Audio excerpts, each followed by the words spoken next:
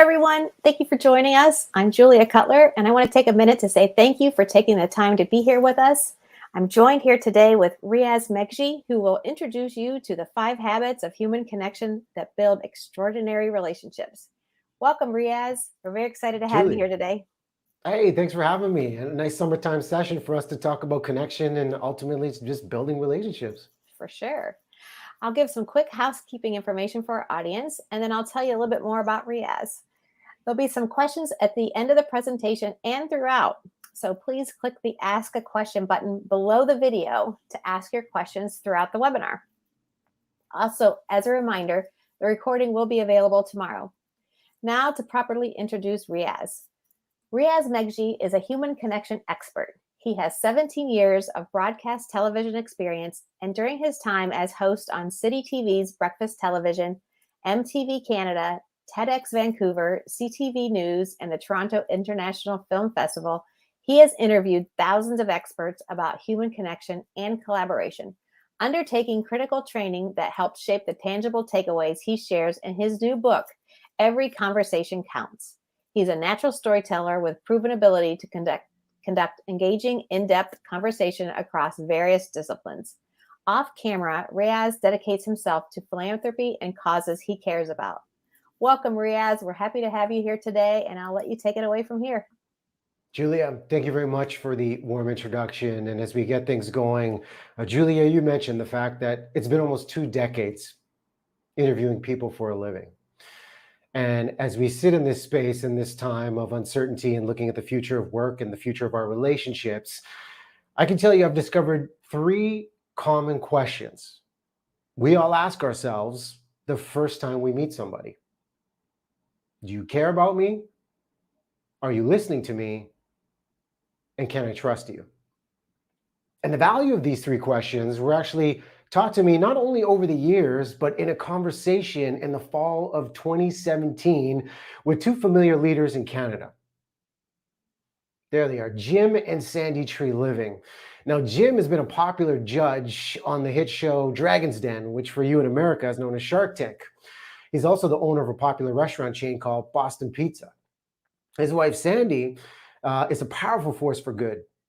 She's a director on the board for the CAMH Foundation, the Center for Addiction and Mental Health, which we all know has been a hot topic as we've worked through the pandemic.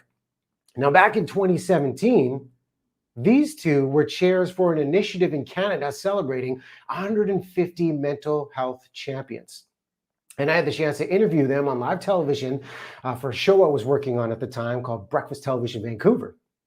So I walked into the green room, we exchanged formalities, and then looking at these 2 cool, calm, collected leaders, I made the assumption that they were ready to go, they were safe, they were confident with what they were going to share with their message. And Sandy literally stopped and said, "Hey, Riaz, what are you going to ask me out there when we get in front of the cameras? Because I'm kind of nervous." And I was a bit surprised at her reaction, but then I understood she needed a safe space. And I asked them, what is the message you want to convey? Why has this been such a priority for you? And then I just leaned in to understand what they wanted to share in those 5 to 6 minutes we'd have on live TV. And I literally stopped and I looked at Sandy to create a bit of safety. And I said, look, my job here is to make you look good and get your message across. And if I screw this up, Jim over here is going to kick my butt. So either way, I'd say you're good. And then we went out on the floor in front of live cameras. And as expected, Sandy opened up about a very important message growing up with a brother who lived with schizophrenia. And Jim went on to open up about his story. People know him as an uber successful entrepreneur, but he talked about his past life as an RCMP officer and the challenges he saw with mental health on the front line.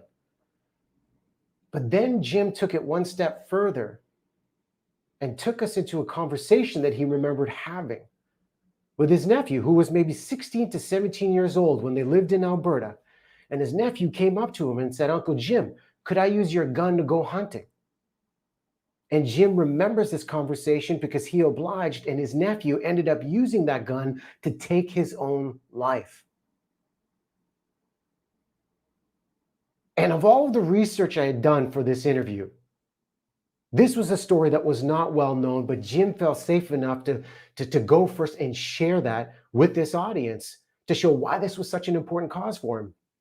And I remember him saying this one statement that resonates across the board for all of us, of him saying, "How did I fail to recognize the signs?" And to this day, I think about that question. I think about that sentiment because I think about the world we're living in now, of how our challenges have shifted in this virtual experience. How do we build trust and connection in our new hybrid reality? How do we deepen our relationships from a distance? And with our teams, how do we create connected cultures in this age of isolation? Because we've been living through one of the most intense psychological experiments of our lifetime. What happens when the coronavirus pandemic collides with the social pandemic of isolation and loneliness? For many of us, this has been completely unfamiliar. Yet for some leaders and some experts, they have seen and experienced this before. Case in point, Dr. Beth Healy. You see, back in 2015, Dr. Healy and her crew embarked on a mission in isolation, as you can see here, going to the remote research station Concordia in Antarctica. 14 months in isolation so they could study the psychological and physiological impacts of isolation and report back to the European Space Agency of how that would impact astronauts going on long-term space missions. And some of these conditions they were living through were completely extreme. Minus 75 degrees Celsius, minus 95 degrees with wind chill.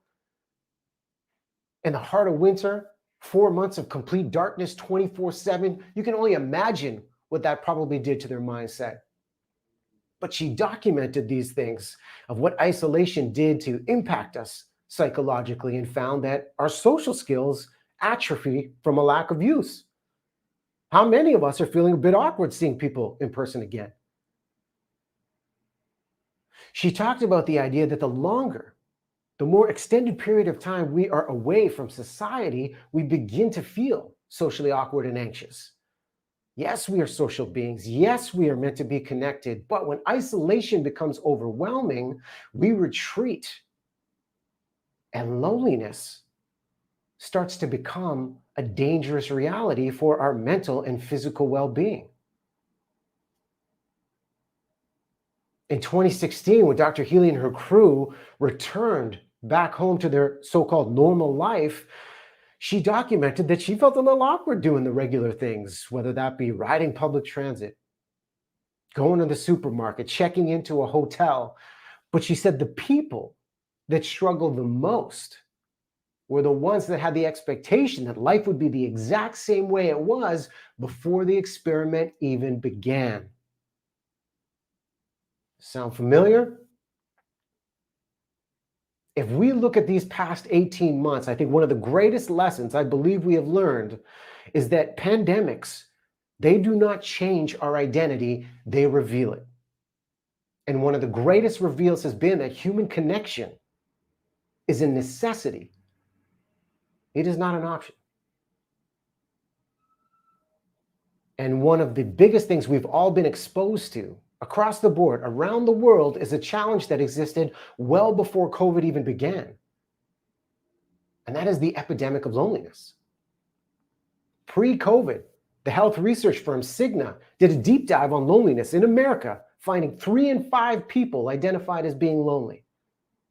Generation Z, our leaders of tomorrow, age 50 to 23, the loneliest generation in America. And if you think about how that impacts our cultures and our teams, lonely workers, less productive, less engaged, and harder to retain when you look at the way people are rethinking work right now. And on a physical level, research has proven those that experience extended bouts of loneliness, this perceived lack of meaningful social connection, it can be the equivalent of smoking 15 cigarettes a day. It's killing us. And now is our time to address it and break out of autopilot mode and be more intentional with how we communicate. There's a great paradox, though, with loneliness. Because millions of us can feel it around the world, but millions of us feel it alone because there still is this stigma, this embarrassment or shame to open up and say, I've got nobody to talk to. And I can tell you, over the years, interviewing people from all walks of life, whether they were athletes, celebrities, philanthropists, business leaders, there was always a consistent thread of what it feels like to go through the challenge on your own. And a conversation in the early 2000s opened my eyes at a very early age. And that conversation was with a familiar face to many, the world famous illusionist, David Copperfield. Now, at the time, this was early 2000s, so pre-social media. I was working for MTV Canada, and David was on a tour with his show, which was all about dreams coming true.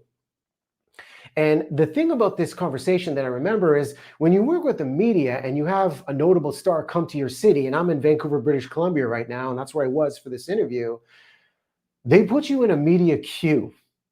And on that day, David had a lot of attention. There were 10 interviews. We were lucky, 10 out of 10.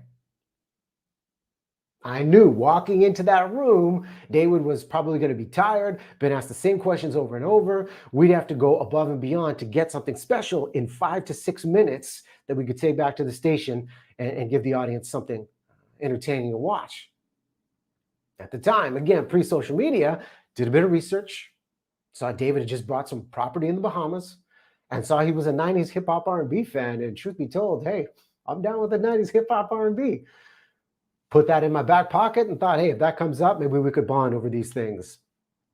As expected, we walked into the hotel room, said hello, interview starts going, and then I can feel it. One word answers from David.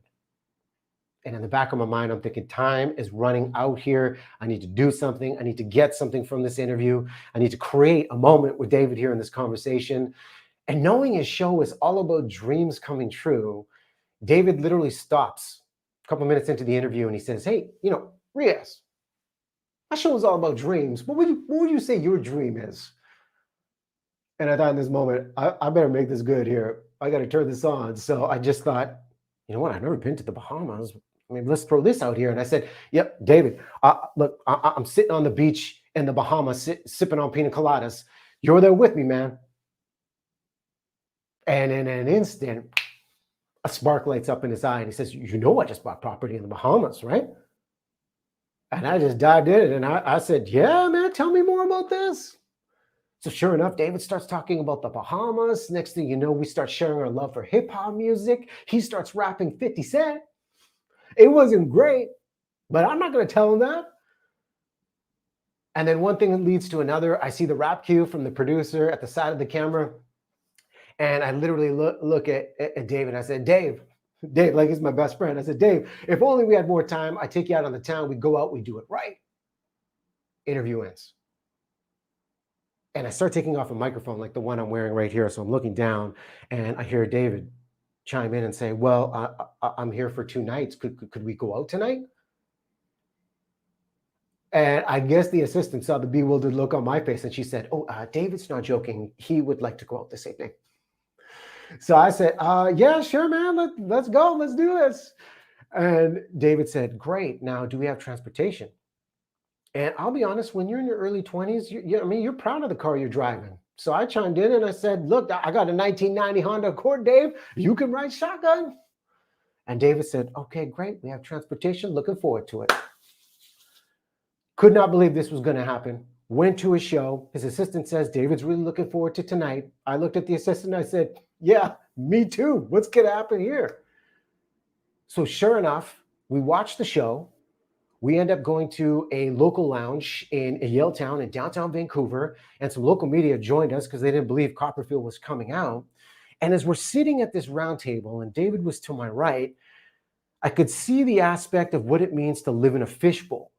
Because a lot of the questions being thrown to him were about his fame, about his fortune, and it was just a superficial line of questioning to the point I just kind of looked at David and I thought, this is such a fascinating glimpse, a fascinating social experiment as to what his life really is like.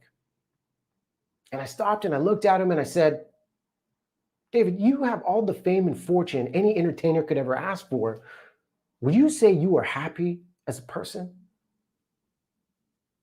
And David paused, and like I always remember this, like he was like in mid sip of his drink. He just holds it there, and then he just looks at me, and I thought, oh damn, I pissed off David Copperfield. And in that moment, he paused and he looked at me. And he said, "Look, I do about 200 shows on the road per year. Sometimes I question who my true friends are, and my relationship just fell apart." He said, "I struggle with that." And in that moment of honesty and transparency, I realized something really important about connection. As we look at this idea of building relationships, that real connection isn't about perfection. Real connection is the ability to embrace and admit imperfection. Any one of us can be lonely, even a world famous magician. And it can be hard to speak up and say, I've got nobody to talk to. And if we look at our reality today, we've got all these great tools to be more connected than we've ever been, yet more and more people are feeling alone. So the question is, how can we reconnect in meaningful ways and build these extraordinary relationships? And to do that, I invite you to consider the conversations you're having every single day right now. And I'll throw this question out to you. What is the most important conversation of your life that has brought you to the point you are at today? I know, big question, big question. If you've got a question that stands out in the ask a question box, drop it, drop that conversation in. Julia, I'm gonna bring you back in and let's narrow this down to the pandemic itself. When you think about important conversations that you have had, what's a conversation that stands out to you that really made a change in your life in the past, 12, 18 months? Well, I definitely had one, Riaz. It was with my sister-in-law. She's from St. John's, Newfoundland. And I was feeling very down, probably about a little over a year ago now, right when we were in the middle of that lockdown. And I hadn't seen my son who lives in Salt Lake City, and I hadn't seen my mom who lives in Ohio. And I was just like, didn't see an end in sight. And obviously didn't see my sister-in-law or any of the family from Canada. And she said, did you wake up this morning and everybody's still well? And I said, yes, everybody's still well. And she said, can you get on FaceTime and see everybody's smiling faces? And I said, yes, I can. And she said, what are you crying about? And I said, I'm not sure. I said, I guess because I can't fly there. I can't see everybody. And she said, here's what you're going to do. She said, you're going to make coffee dates with everybody. She said, you're going to have Sunday supper with your son. And so I did. I had morning coffee with my mom that week. I scheduled Sunday suppers with my son, and we would make a grocery list and we would cook together on FaceTime. And I had Sunday suppers with my son all through the summer. And my sister-in-law is the one who just brought me back to reality and got us through that hard summer last year. So, yeah. Yeah. And what was the reaction that you noticed in your people when you got intentional about reaching out and setting up these dates? Everybody loved it. They were like, oh, you know what? What if this pandemic happened 10 years ago? We wouldn't have this connection. We probably wouldn't be able to get through it as easy as we're getting through it now. So I love that. I love that. And that sentiment about family, I'm sure resonates across the board. Thank you, Julia. I mean, this question, what is your most important conversation? This is something that, thrown out to subjects over the years and family has stood out as such a common thread of these defining moments. And I'll give you some examples. Mark Shapiro, president of the Toronto Blue Jays, a few years back, when he took over the role as president of the Jays here in Canada, I said to him, I said, Mark, what is your most important conversation? And he kind of smiled. He took a moment and he said, I was 13 years old and my dad told me to go out back and do the weeds. And he said, I didn't want to do them, but I did them begrudgingly, did it, told my dad, job's done. And Ron Shapiro, who was a renowned baseball agent back in the 80s, baseball's a great lineage in their family, came back in and he said, Mark, yeah, you did the job, but you didn't do a good job. And he challenged him in that moment that how you do anything is how you do everything. And he credits that conversation as one of many that helped instill that work ethic and discipline that he has today. Evander Holyfield, former boxing champion. He was in Vancouver, and I said, Evander, what would you say is your most important conversation? And Evander looked at me and he smiled and he said, well, that was a conversation I had when I was maybe 19 to 20 years old. And that was with my mother. And I realized at a young age that family is foundation. And without that foundation, I wouldn't have been the champion that I was. And then I had the chance to ask the late Dr. Wayne Dyer, the thought leader for a generation, what is your most important conversation? And this was the week of his 74th birthday.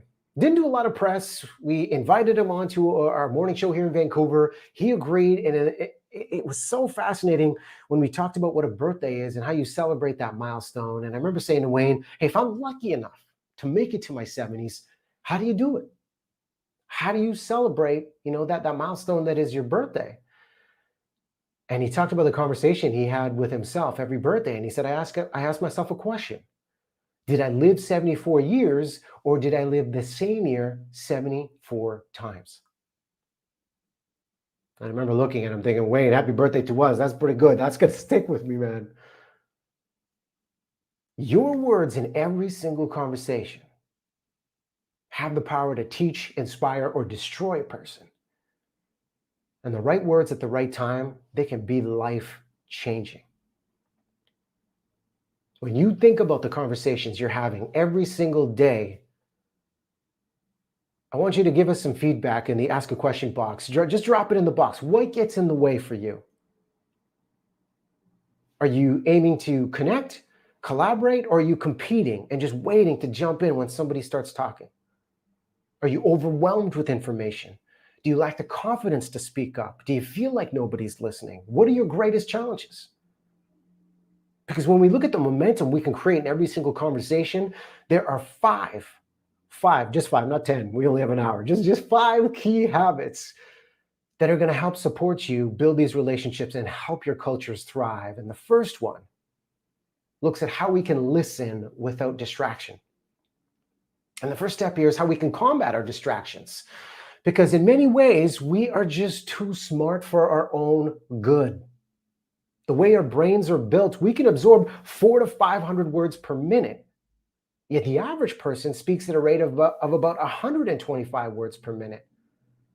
And you do the math, you can imagine what happens and why we're able to multitask in the first place. Because if we do not intentionally give somebody our undivided attention, we could get caught up in daydreaming. We could get caught up in emotional distractions when we disagree with somebody, and before we even listen, we're emotionally shut off and close off and miss what they're trying to share altogether, or we all know the technological distractions that could get in the way. Our goal is to, one, if you're wondering, well, how do I combat my distractions? Audit yourself on a daily basis and ask yourself, what is getting in the way? And one by one, pick off those distractions and watch the difference it makes in the focus you can bring to listen, react, and engage in every single conversation. If we want to listen without distraction, one of the great things we can do as well is over-prepare to improvise. All that preparation will give us confidence in the moment. Maybe it's an important job interview you have. Maybe it's an important meeting with your team where you can understand what perspectives and input will be. But true connection will come from your ability to improvise and listen in the moment. One of the greatest questions I would throw in the green room before interviewing any guest, I would do all the research because that preparation gives confidence. But one of the questions I would lead in once you exchange the formalities is, hey, what's on your mind? And the first response that would come out of their mouth would allow me to understand the priority occupying their mental space and what they needed to talk about. And that would create a new line of questioning where you could park all of that research and those pre-planned questions and engage with meaningful follow-up questions. And the questions that start with how and what are more valuable than any other questions you could ask. Because if it's who, when, and where, you're simply getting information that'll stop short. If you start with why, it can come across as an accusation. But a how and what open up an expansive dialogue to understand somebody's feeling or thought process. The first question is always the appetizer for the main course that is going to come through meaningful follow-up questions. So over-prepare to improvise. And when they give you these social clues, these little clues as to who they are, what their motivations are, and what their priorities are, I encourage you to document the uncommon commonalities. Maybe you share a love of animals. Before this call started, Julia was telling me about her two dogs, Mr. Darcy and Miss Daisy. I've got a rescue dog in the other room, Norman, being quiet. All the dogs are quiet right now. These small things are great connection points. Maybe there's something special with their family. Maybe there's something they love about their job. If you can remember these things, and one of the great questions you can ask in any conversation is, we do this great in business meetings, but on a personal level is, hey, do you mind if I take notes? That is the greatest compliment you can give someone, because you are telling them you are valuing the words they are sharing with you. And if you're able to reference those notes, those ideas, those clues in a conversation that you have a week, a month, a year down the line, you will blow people away, showing how much you remembered. Instead of that email, hey, Julia, hope you're well. What if we said, hey, Julia, how's Mr. Darcy? How's Miss Daisy as your opener a month or a year down the line? Look at the difference that makes to personalize our messaging. Now, you may be thinking, okay, that's great when you can prepare for your conversations. Well, what do you do when you have no context of the person in front of you and you have to engage in the dreaded small talk? And the question I throw out to you is, well, why do we dread small talk in the first place? Because it is a powerful vehicle to start to build the precious commodity of trust. And if we look at our social dynamics, small talk has become this defense mechanism to prevent us from the embarrassment of getting emotional in front of someone we don't know. Or maybe it protects us from hitting a nerve with someone that might be struggling and we're not ready for their reaction. But the second big idea I invite you to look at in your conversations is how you can make your small talk bigger. And the first step is get to the point. We have the pure intention to engage, perhaps to impress. Maybe you want to influence decisions. But what we end up doing is engaging in delivering complicated setups that consist of multiple questions, where the person in front of us is so overwhelmed, they don't even know how to answer one question. Simplicity can be the ultimate form of sophistication. A simple question: how are you feeling? How did that go? What do you feel is impossible right now? What would make it possible? And get them talking. And in our conversations, if we want to break out of the trap of information, how can we look at it as less info, more emotion? Because emotion is what connects us. We know emotion is what polarizes us, but above all, emotion is what motivates us to act. And if we're looking at simplicity with our questions, I'll credit the late, great psychiatrist Gordon Livingston for this one, who did terrific work on the happiness equation. And he found, when he studied people, the happiest people had three things in common. They had someone to love, they had something to do, and they had something to look forward to. If you have no context of the person in front of you, think about the value of these three questions. What are you creating right now? What are you doing right now? Tell me about somebody you love. What are you looking forward to? And watch that person light up. And when we navigate the emotion that they can share with us to deepen the bond, there's also an opportunity to take your small talk deeper and make it bigger by asking for stories, not just answers. Because stories are where emotion lives. And the common threads of what people talk about, they'll talk about career, they'll talk about health, they'll talk about relationships. Ask them for stories about the people that matter most to them. And if you're wondering, well, what kind of stories can I ask? A quick framework breaks down to the three T's: the trials, the transitions, and the triumphs. The trials. When is the last time you did something for the first time? Tell me about that feeling. The transitions. I mean, we've all been through one in the last 18 months. How did you navigate that sense of adversity? What did that feel like? And the triumphs. There have been some great success stories coming out of this pandemic. How did you accomplish that? Let them share that blueprint, and maybe there's a lesson or two to learn. And above all, if you're feeling uncomfortable in a situation, maybe you're an introvert and you don't want to put yourself forward, take a leap of faith and just lead with transparency. You never know what could happen. Trust me, I would lead with transparency in a lot of the interviews. And here's what I learned throughout the course of my career is that I would prepare all of these questions and think a successful conversation or interview was check. I asked all of the questions that I had planned, but I realized this was a miss. This was a miss to discover something new, because some of the great conversations involve asking questions that Google can't answer. And I learned this firsthand with an interview. This was a very intimidating interview with someone that's well known in the rock music space, Zakk Wylde. So to give you some perspective on Zakk Wylde, Zakk was the lead guitarist for Ozzy Osbourne, lead singer for the Black Label Society. He is like the epitome of like rock star. And for a guy that's into 90s R&B and hip hop, yeah, I was intimidated when we got the call that Zakk Wylde was going to come on Breakfast Television Vancouver. The night before this interview, I'm doing all kinds of research. Okay, I'm listening to Ozzy Osbourne for the very first time. My wife walks in. She's from Medicine Hat, Alberta. They're down with the metal. She knows all about this. So she hears me listening to Ozzy Osbourne. It literally says, what are you doing?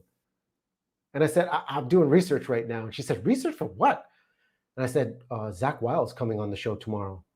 And she said, Zakk Wylde? You are interviewing Zakk Wylde? And she started laughing and she said, I got to see this. And then starts walking off.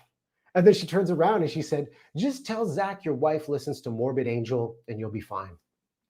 For the record, I have no idea what that means, but hey, I trust my wife.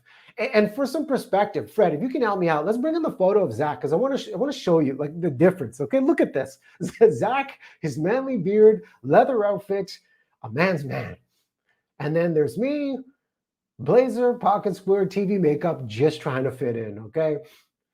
And I walk into this green room to greet Zakk, and the first thing I say to him is, hey man, honored you're here on the show today. It's so awesome to have you.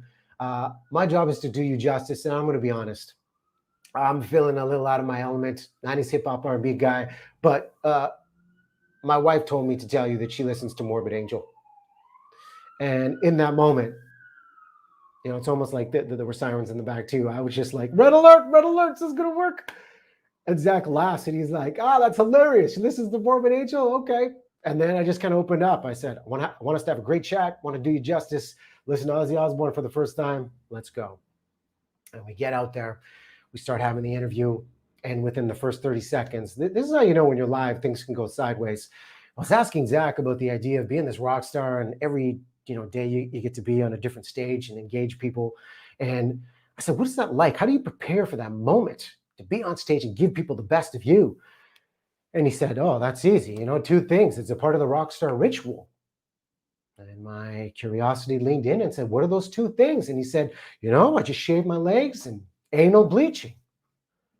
Anal bleaching on live TV on a morning show in Vancouver. I'm thinking, he's totally punking me on air. Oh no. I carry on. Of course, questions. We keep going. I'm like, okay, he's having some fun. Just roll with it. Have some fun. And he turned out to be a really nice guy. And towards the end of the interview, and he said, Riaz, it's a lot of fun, man. I appreciate what you did. But I got to tell you, the best part of this gig and this lifestyle, anal bleaching. 2 times on live TV. I'm thinking, oh no. But when the interview ended, Zakk said, you know what? You were a great sport. I had some fun with you. You roll with it. Listen, I appreciate the work you did and the honesty you brought to this. We come from different worlds, but we could still collide and collaborate in good ways, right? And we had a great convo. He ended up shooting a video for my wife, and he said, you've never come to a rock show? I said, I've never been. He said, why don't you come tonight?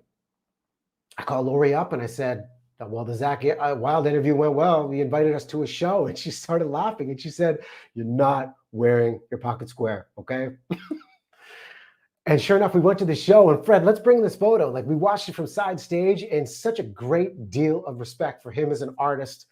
These fans worshiping him. I mean, look at this. This is pre-COVID world. Aren't you craving this again? It was a beautiful moment, but it was a great reminder that when we lead with authentic curiosity and honesty, we create room for unexpected connections. And that's what we need now more than ever in this space. When people are feeling uneasy, they're feeling uncertain, it's just to be honest and watch what can happen. Now, Julia, I'm going to bring you in. I see some questions coming through on the chat box. Tell me about connection and community and perhaps what we're seeing on the thread already. What stands out for you as challenges you felt in this past year and just common themes coming up in the chat box already? You would like me to tell you the questions that I see here? Well, you know what? Let's start with you just sharing one of the greatest challenges you've had with challenges I've trusting had. Challenge I've had is sometimes we get speakers come on and I don't get to spend a lot of time with them prior to the webinars. And so I don't have a lot of good back and forth with them at all. So I find that challenging. So I like, you don't get to know somebody in this format as well as you would in person. I guess you would have like a chance to meet somebody in person. So yeah, This is such an important point, and I'm looking at one of the comments from Juan saying, how do we make personal connections before we get down to the business of the tasks? Convenience. I feel like one of the great things that has come out of the pandemic is we've shown how quickly we can pivot, and we've accelerated at such a rapid level of remote learning, how we do virtual meetings, telehealth. But what's happening is things are moving so fast. And the culture of convenience can serve us, but convenience can be this enemy of connection. And Julia, I can say with our back and forth, and even with Fred, who's behind the scenes and you don't see, we intentionally set up some great meetings before this session so we could connect, create a sense of familiarity. If you're an introvert, how do you create connections when you're overwhelmed in this big space when there's a meeting of 30, 40 people? There really is an opportunity to build trust in the one-on-one spaces that we create ourselves. Not just waiting for the meeting itself, but creating a pocket, 20 minutes, 15 minutes to just sit and talk of what's important and touch on those emotional aspects we talked about of how to make small talk bigger. I think step one is creating the time. I mean, you did this beautifully, Julia, with your family and the coffee dates, doing that with the speakers perhaps you're working with, doing that with the teammates. If you're out there thinking, how can I connect more meaningfully? Doing it outside of the medium, because we're so focused on agenda and efficiency and convenience, the emotional connection, the deepening of the bond gets lost. So I think step one is really getting intentional and breaking out of that. I'm looking at Gary's question. Is it okay to ask a person if we can talk later? Maybe you don't feel good or have an appointment to get to, and how do you do that?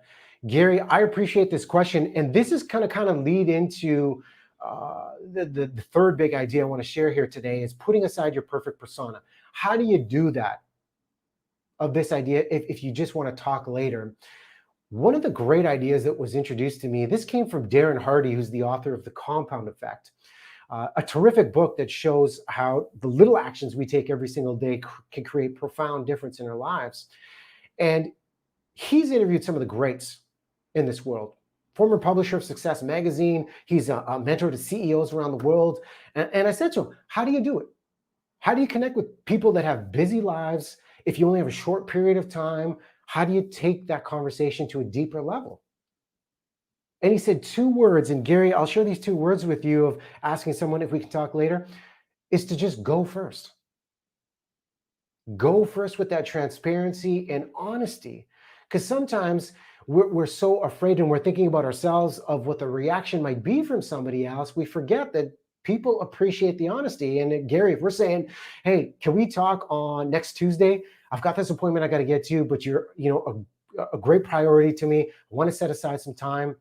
What we've done is we've acknowledged the request, but we've also activated a potential to connect in the future. And I think that's important to show somebody is still a priority. If we want to motivate somebody, find out what motivates them first and then help them achieve that.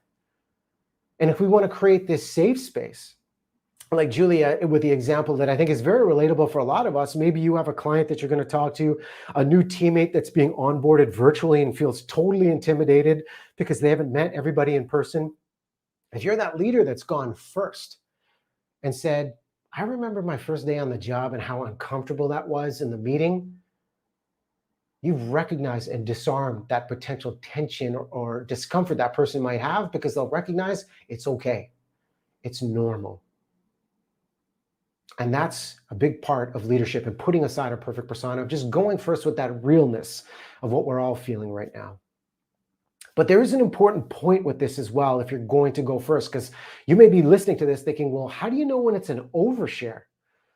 In psychology, there's a term known as the pratfall effect, where they encourage you to convey credibility before vulnerability. If you were that leader, and if you were that point of authority, and you convey credibility first, you've created this point of respect and authority, and that deepening, that point of vulnerability, that will draw people closer.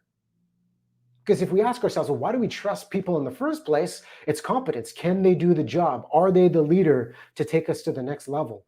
It's intention. Are they looking out for our best interests? And perhaps it's integrity. Are they acting, aligning with the values of the company, of the team, of the culture? If you've established all that, that vulnerability will bring people closer. But if people are questioning your competence to begin with, if you're leading with that vulnerability, that could be construed as an overshare and lead to creating distance, where your communication falls flat instead of bringing people closer. So it's important that in that space to convey your credibility before vulnerability.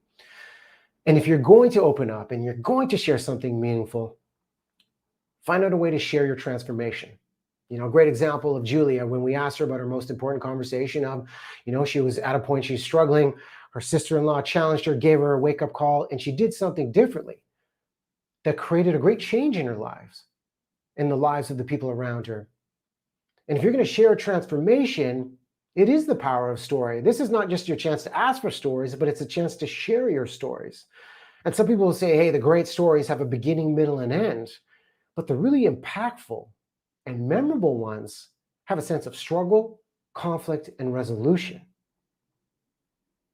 The struggle, articulating, what life looked like when you were losing, when you lost that relationship, or you lost that job, or when you were just so overwhelmed, you just broke down. This was your rock bottom. Because that's where connection happens, in the struggle. And articulating that conflict.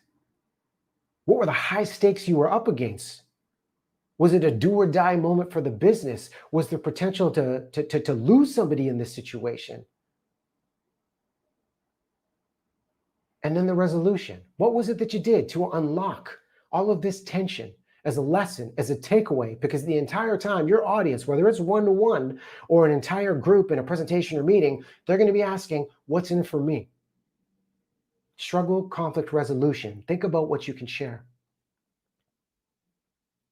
And I fully recognize sometimes when we have to share these transformations, sometimes we have to share news, they're going to be difficult conversations. Vital Smarts, the leadership training company, found that in the past couple of years, 1 in 4 people, 1 in 4 leaders, avoiding difficult conversations up to 6 months. 1 in those uneasy issues for up to 2 years. 2 years engaging in cultures of avoidance rather than tackling the issues head on. Yes, difficult conversations are uncomfortable, yet avoiding them is worse. And if you're wondering, well, how do I have those difficult conversations? The 4th big idea I introduced to you is to be assertively empathetic. And that really involves putting the relationship first and logic second. And if we want to prioritize our relationship, the first step is to discover before you dismiss. And I want you to envision some of your conversations, the tough ones you've had over the past couple months. Maybe you have one coming up. And ask yourself, what goes through your mind, what goes through your body when you have to relay some difficult news? Because the challenge that happens is we think about ourselves of how difficult it is to relay it, and sometimes we forget about how that might be received on the other end. And we might be quick to give advice. We might be quick to interrupt when we disagree. We might be quick to just challenge the idea because we want to be heard. But by doing that, we're shutting down the person in front of us and escalating the probability of higher tension. If we're giving advice, we might be solving the wrong problem. If we're interrupting, we're not allowing that person to share something and acknowledging their POV. And if we're challenging their idea, well, if we want them to listen to us, what if we went first and listened to them? And if we lead with that point of discovery and can recap their point of view and confirm understanding, the challenge is managing emotion. The University of Wisconsin did a study back in 2013, finding how do you create a safe space when you have to have difficult conversations? And they said the most tangible idea that they could introduce for others to be more productive with these conversations was the use of I statements. I'm feeling frustrated. I'm feeling exhausted. I should have known better in this. What did I fail to ask you in this situation to understand your reality? And if you do that, and you've acknowledged that person and they've been heard, it's step one in disarming the tension. And when we do that step, then we can introduce the logic of focusing on what we can agree on, because there is always common ground. And this logic part is how we redirect conflict to curiosity. And if you're up against a difficult conversation, some of the questions you can ask here are, what is the real challenge for you here? What does your ideal scenario look like? And what would it take for this to work for you? Because the beauty of this curiosity will show and create a dynamic where you're collaborating and you're both on the same side versus the problem instead of you versus them. And the opportunity we really have with going first and being courageous is to keep in the back of your mind how you can stay curious longer and lead with courageous curiosity. There have been some very difficult conversations that have been had over the past year. And one of the greatest tools, the greatest questions that was given to me, this was pre-pandemic, on how you can access someone when they are struggling, was introduced at a gala for Canuck Place Children's Hospice in February of 2020. Every year I support this organization as they bring together hundreds of leaders to support a hospice that supports families going through the unthinkable, where they have to say goodbye to their children far too soon. It's devastating. But what's inspiring is the work this hospice does to rally behind these families, support them through a difficult time, and build them up to share their stories. And every year as I host this gala, I watch the parents that take the stage and have the courage to share their story and their devastating loss, and they inspire hundreds, if not thousands, to support this wonderful organization. And at this gala, I was sitting at this table. To my right was the lead counselor at Canuck Place Children's Hospice. To my left were the parents, and the lead counselor, whose name was Deb, I literally said to her, and I was in a space at the time, my father had passed away suddenly 4 months earlier. I didn't know how to grieve properly. And I just said to her, I'm coming to terms with loss in my own life. I'm trying to support others that are going through a difficult time. And I said, what is the best thing you could do? The best thing you could say to someone that is going through overwhelming loss? And I explained to her, that the common thing I see us all doing is we reach out and say things that make us feel better. I'm so sorry for your loss. My condolences. Let me know if you need anything. And we don't give that person the opportunity to be seen or heard. And Deb looked at me and she said, it's not about you. It's about the space you can create for that other person. And there's a question you can ask. And I said, what's the question you could ask that person in that moment? And she said, ask them this. What do you want me to know about them? And watch what happens. What do you want me to know about them? This is such a beautiful, beautiful question to ask someone that might be struggling, someone that might be grieving. We think about those moments that we shy away because we think we don't want to trigger them. But at the same token, they need to share, they need to open up, they need to reveal what's going on if they're going to navigate and work through it. And I can tell you this, ever since I heard that question, when I knew somebody had lost someone in this past year, after I reached out, I introduced this question and I was given a beautiful story, a beautiful moment, a beautiful piece of their legacy about who that person was, followed by two important words. Thank you. Thank you for asking me that. And when we look at our difficult conversations and somebody might be struggling, what do you want me to know about what you're going through? Can open up a whole world of conversation and deepen your relationship. And it really shows the power of appreciating each other, because if we look at what we need most right now, the power of being seen, heard, appreciated. And that gets us into the fifth big idea of how can we make people feel famous?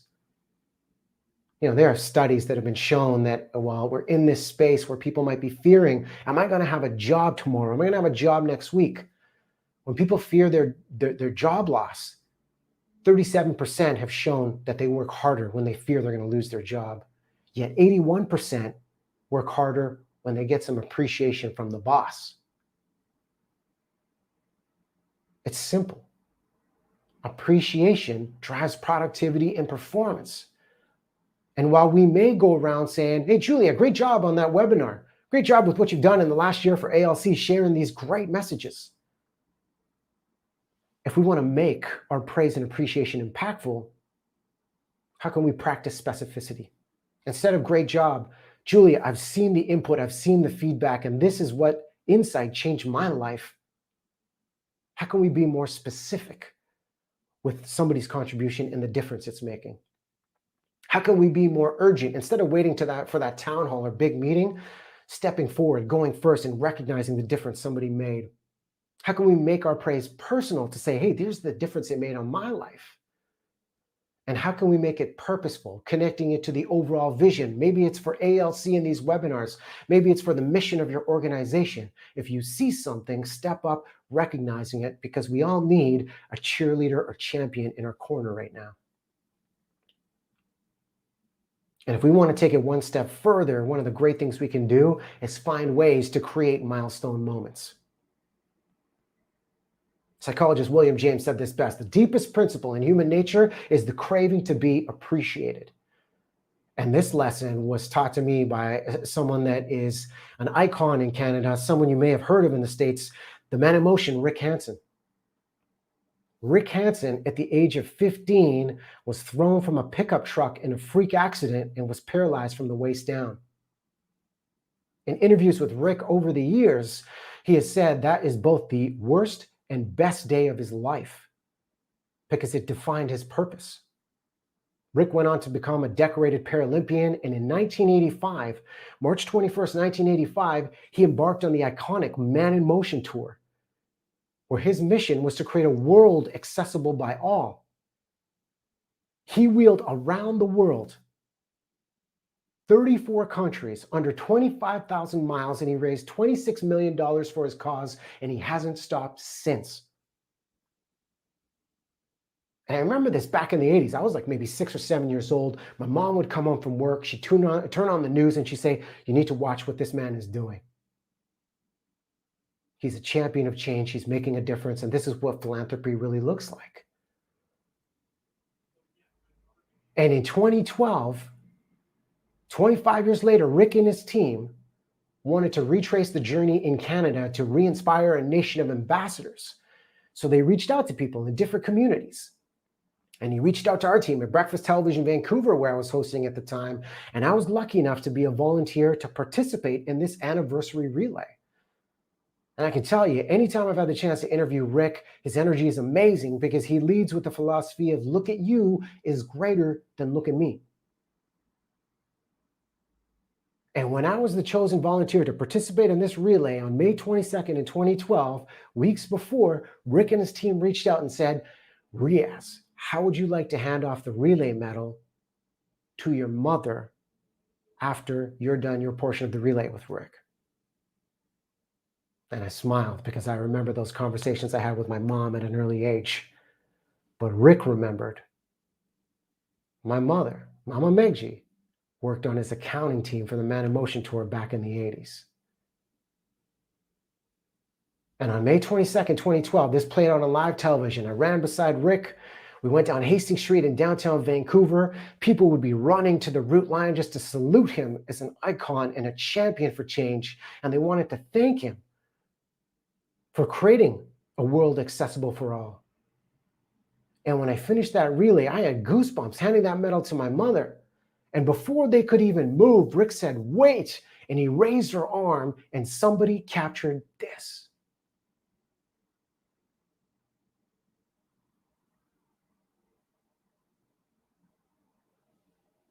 Never in my life have I seen a smile so big on her face.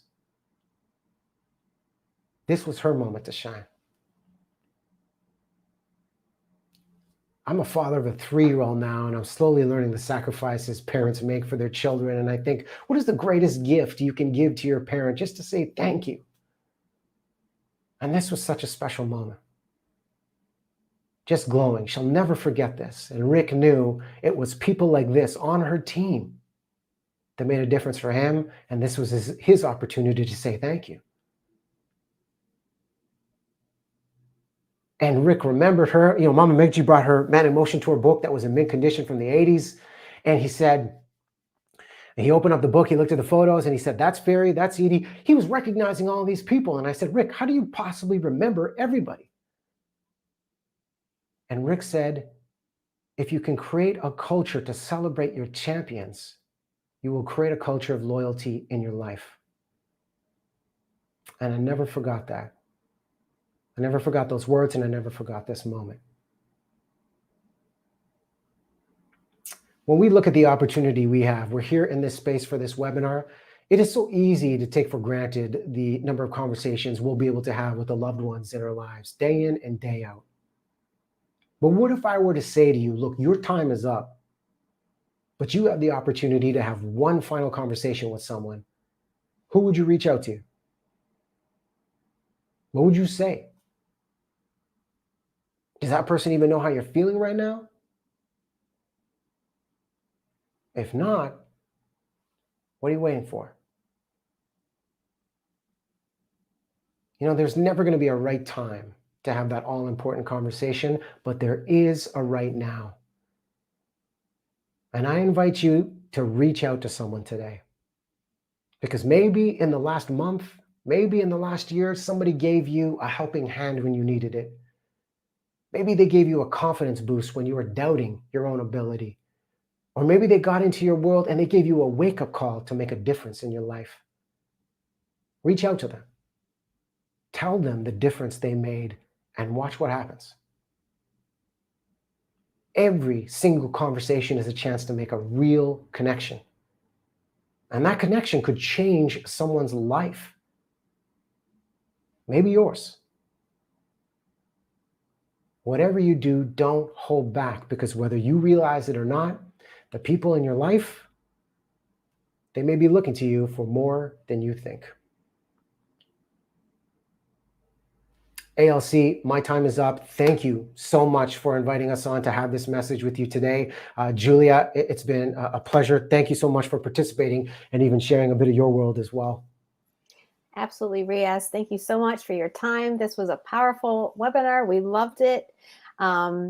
Yes, people can go to, there's right below the video, there is a link to riazmeghji.com to get the book, Every Conversation Counts. I know I will be getting it. That's today, actually, because I have an interview coming up in September. So I'm going to probably take a lot of tips from this book that I think are going to be important for that. And If you want to work with Riaz, you can go to the Magnetic Presenter, themagneticpresenter.com. That's for the Magnetic Presenter Group coaching program that Riaz is a part of. If you want to tell us a little bit about that real quick, you've got a minute there to tell us about that, Riaz. Yeah, you know what? And I'm seeing some great questions in the Ask a Question chat box. This program is an advanced group coaching program for presentation skills and communication. I invite, if you're interested in leveling up your presentation skills and just communication, email me, riaz@riazmeghji.com. I'd be happy to answer some of the questions that have been thrown out that we didn't get the chance to get to today. Some great ones here. And all of the details are on the website just to connect, whether it's in person, whether it's virtually. but this is all about speaking at a higher level so you can make connections, you can influence key decisions, and just make a bigger impact every time you need to speak. Okay. Thank you, everybody. Thanks, Julia. Thanks. Thanks, Riaz.